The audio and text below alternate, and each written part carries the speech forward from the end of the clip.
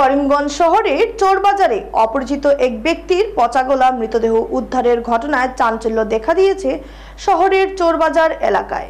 স্থানীয় জনগণের দেওয়া বয়ান মতে জানা গেছে, চোরবাজারে থাকা রেলের একটি পরিত্যক্ত ঘর থেকে পচা দুর্গন্ধ ছড়িয়ে পড়াতে স্থানীয় জনগণ দুর্গন্ধের উৎস খুঁজতে গিয়ে দেখতে পান রেলের পরিত্যক্ত একটি ঘরের এক কোণায় পড়ে রয়েছে অপরিচিত এক ব্যক্তির আগুনে পুড়া ঝলসে যাওয়া মৃতদেহ।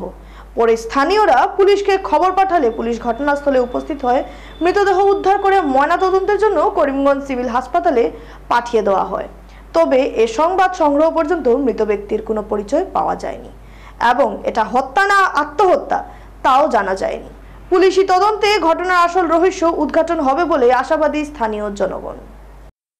মোর কাছে একটা ফোন আলে বিশ্বেশ্বর দাস বলে মোর আঙ্কেল আছে, তার মিসেসটো ফোন কৰিলে কি এতিয়া খুব দুর্গন্ধ পৰি আছে, তুমি দুটা লেবাৰ লগাই জাবৰাখিনি পৰিষ্কাৰ কৰি দিও, কিবা গৰু ছাগলী কিবা বিড়াল মৰি আছে নেকি।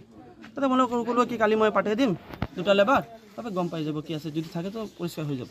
তাই মই সকালৰ পৰা ৰাতি 9টা বজাত ৰাতিপুৱা মই লেবাৰটো লগাই দিলোঁ। তাৰ পাছত আমি ধৰক 1টা-1.5টা মানত ফোন গ'লে কি এটা লাশ পাওয়া গেছে, বলে লাশটো পাওয়া গেছে। তারপর মই আহিলোঁ, সেইটো তারপর পুলিশ ইনফরমেশন কৰিলোঁ, পুলিচ ইনফরমেশন পুলিশও আহিছে, তদন্ত চলি আছে।